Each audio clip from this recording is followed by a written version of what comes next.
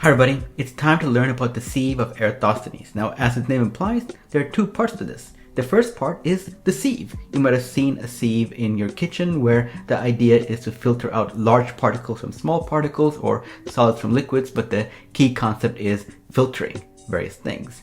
Now, the second part, of course, is Eratosthenes. Now, Eratosthenes was a very famous Greek philosopher, mathematician, astronomer, just a polymath. Someone who had many talents. So many talents, in fact, that his friends had a term of endearment for him, and that was pentathlon. So if you want an item to add to your bucket list, make sure you're so skilled and qualified at something where friends give you a nickname. And if your nickname can even be pentathlon, all the better. That's a pretty cool name if you were to ask me.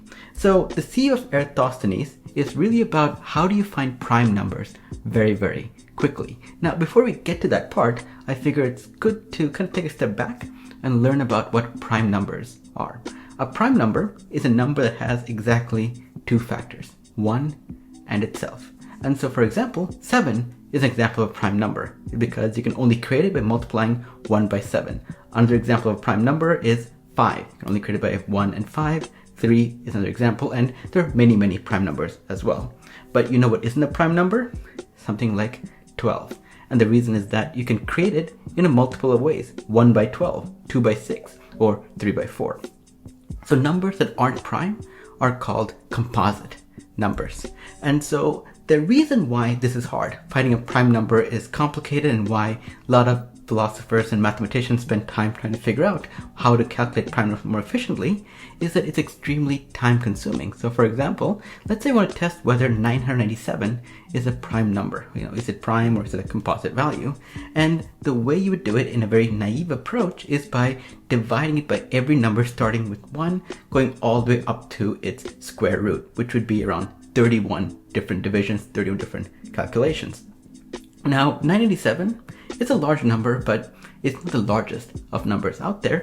Imagine testing a number with hundreds of digits, something you might run into in many situations in mathematics, physics, astronomy, or even in more modern situations like cryptography, where you need to do this very quickly, very rapidly.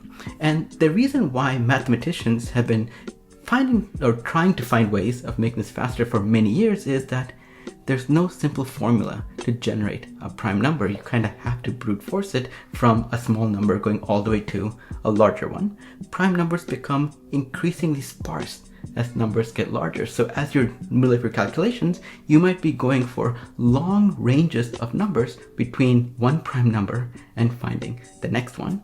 And as Euclid has so successfully proven a while ago, there are infinitely many prime numbers. There's no point we can say we've hit the theoretical limit where a prime number can no longer be found beyond this point. And so this is a very hard problem. And that is where the Sieve of Eratosthenes, created by Eratosthenes himself, comes in. And the Sieve of Eratosthenes is an algorithm for efficiently finding all prime numbers up to a limit that we specify. Now, before we go on, I just want to take a step back and introduce myself. Hi everybody, my name is Krupa. I run Krupa.com, one of the largest and most popular development communities that was started a long time ago. I started in 1998, which sounds like it was forever ago, when it sort of is, where my goal was to help designers and developers not just learn how to write code, create animations, and build cool things, but also just build better products holistically. So I really enjoy sharing my knowledge with all of you, and I hope you find this video and many other videos and articles that I have really useful. Now, getting back to our topic at hand. Let's start by talking about the sieve in a little bit more detail. And if you're not familiar what a sieve is, think of it as a large colander or sifter where small particles pass through but larger particles get caught. And here's a video that kind of highlights how a sieve functions at a very high level, especially if you've never seen a sieve in use before. Now, the Sieve of Eratosthenes works in a very similar way, but instead of separating solids from liquids or large particles and small particles, conceptually, it filters out composite numbers to leave prime numbers behind. And so let's say that our example is to find prime numbers less than a target number of 100. And let's see how we would go about doing this, and we're going to show the Sieve of Eratosthenes in action.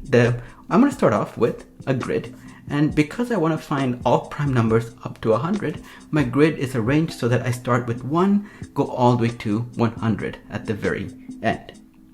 Now the idea is, how can I go ahead and figure out which of these numbers are prime, which of these are composite, and do it in a very efficient way?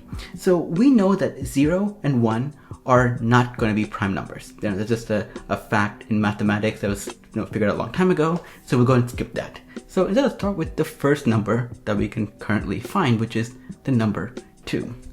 What the Sieve of Eratosthenes specifies is that we filter out every multiple of the number that we're currently at.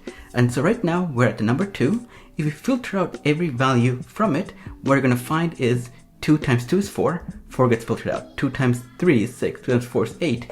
And every multiple of 2 gets filtered out, which for 2 specifically means every even number gets filtered out. And so now you can see that our entire problem space of 100 values is now, about half of them sort of have now been removed from collection. So the 1 is no longer in circulation. 2 is very much a prime value, but everything else that is a multiple of 2 is now gone. So now we move forward to the next number that is not crossed out, which in our case is 3. And we repeat the same process again. Every multiple of 3 is now crossed out. And what you'll find is that some of the values that were crossed out earlier, like for example the 6 or the 12, are already crossed out right now, and they will be crossed out twice as a part of 3. There'll be a collision, but that's okay. But then a bunch of new numbers get added to the mix. For example, 15, 45, 21, 39, 9. All of these are numbers that now get filtered out because all multiples of 3 get caught by the net and are now allowed to kind of no longer be in play for being a prime number. And so now we move to the next number. What is the next number that is not crossed out? It is 5. 4 is already crossed out because it's a multiple of 2, so we already got rid of it earlier. So we go to 5. And just like before, all the multiples of 5 get crossed out, which is simple for 5 because any number ending in 5 gets crossed out. Any number ending in 0 was already crossed out from having been an even number from the multiples of 2. And so we keep repeating this process. So now next is 7. So all multiples of 7 get crossed out. And we keep doing this until we get to the point where we reach the square root of our target number. Why is it the square root of our target number? Well, when you talk about multiples of the number you're at, let's say we have 100 values here. What number times another number equals 100? That would be 10, with the square root of 100, because if we went to 11, for example, 11 times 11 is 121. That number is not even on this grid, it's, off screen, somewhere else. And so we can theoretically stop when we reach the number that is close to the square root of the target number we are looking at.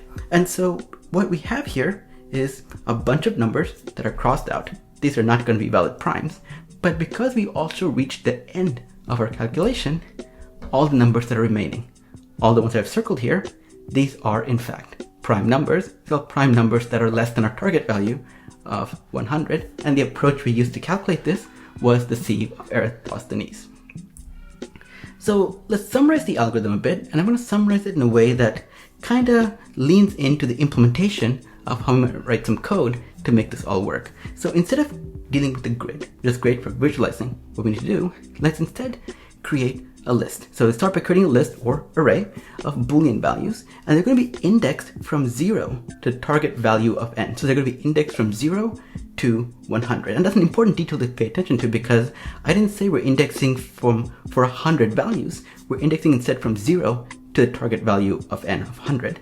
And each index represents whether a number is prime. And so what this is in many ways is another visualization of this grid turned into array form. And the detail is that because arrays start from 0 instead of 1, we need to make sure the index position starts from 0, which happens by default, but we go all the way to n, which is often one number greater than our actual target value that we're going after, because the index positions themselves are playing the role of the value that is stored in this grid. So just a detail to keep in mind, reinforced again when we look at the implementation. Next, we set the default list value. And so for our list, we're going to initialize all values as true. and the true value indicates that these values will be prime. And given that we know that 0 and 1 are going to be composite value, or not composite, but they're not prime values either, will be marked as false. So when we create this list, we have 0 and 1 set by false, and everything else set to true. And this is the default state. We haven't done any calculations to change the order of which is a true, which is a false, and so on. But false is going to be composite or non-prime values. True means they're going to be prime values. And then from here on out, the algorithm kind of just plays itself over the course of the numbers we care about. So we start with the first prime, which is 2. We go through every multiple of 2 that we encounter, and we cross those out. And there's a small bug in my slides here where 5 and 6 are duplicated. Ignore that. There's only one moves the next unmarked number. And then we keep doing the filtering, the crossing out, where trues are now set to false until we just stop condition, which is the square root of n. So in our case, when we hit the 10th number, where the index position itself is 10, we will stop and we won't continue further. At the end of it, we just go through the entire array or list and find all values that are true, and those values are going to be prime numbers. So we looked at the algorithm for how we would do this. The JavaScript in some ways very closely mimics what we just talked about. So here I have a function called Sieve of Eratosthenes. There's a variable called prime, and you can see that the initial value for prime, where we set the list of arrays, is array n plus 1, because the plus 1 allows us to make sure that the index position itself goes all the way up to n, and the default value for them is true. We set 0 and 1 for prime, the first 2 values, as false, because we know that the 0th value and the first value are not prime numbers. And then everything else is just another literal representation of the algorithm in JavaScript form, where we go from the second number, p equals 2, up to the square root of n, which is p times p squared is less than or equal to n. And then at the end of it, we get the final array, which is all the values that are set to true. So pretty convenient in that sense. And before we wrap up, let's just quickly talk about the performance and memory. We've talked about the Sieve of Eratosthenes being a very efficient algorithm. It has a running time of big O of n of log n. Now the calculation for this looks a little bit complicated, but the article that I've linked to at the bottom of the video, in the description of the video, I should explain, that goes into more detail on how you get it. The short answer is it's a harmonic series, and because the summation of the work goes not from 0 to n, but 0 to the square root of n, there are various other popular theorems and calculations that have already been resolved that lead to this value. So that full explanation is there. The memory, how much space does the algorithm take up? That's much easier to kind of reason about. It takes up big O of n space, or linear space, and that's because if we had to visualize this algorithm, if we had, let's say we're targeting a number of n is 100, like we did in example so far, we just create a grid of 100 values, or an array of 100 values plus 101 values to make sure n is equal. And that is clearly defined by our code itself, where the size of the data structure we use is just array of n plus 1. And that gets us very close to linear. In fact, it's actually exactly linear, not close to, it's exactly linear. So that was a very quick overview of the Sieve of Eratosthenes, where we took the concept of a sieve, the filter that is so common in many situations, whether it's like in your kitchen or mining for gold or something like that, and the great philosopher, mathematician, polymath Eratosthenes, and how the Sieve of Eratosthenes can be used to find prime numbers very efficiently up to a target number that you specified. Now, if you have any question about this topic or any other topic that you might have a question about, the best place to get your answers is on the forums at forum.crib.com, where I and others will be very happy to help you out. Description or link to the forums also below, so definitely go check it out. And with that, I will see you all next time.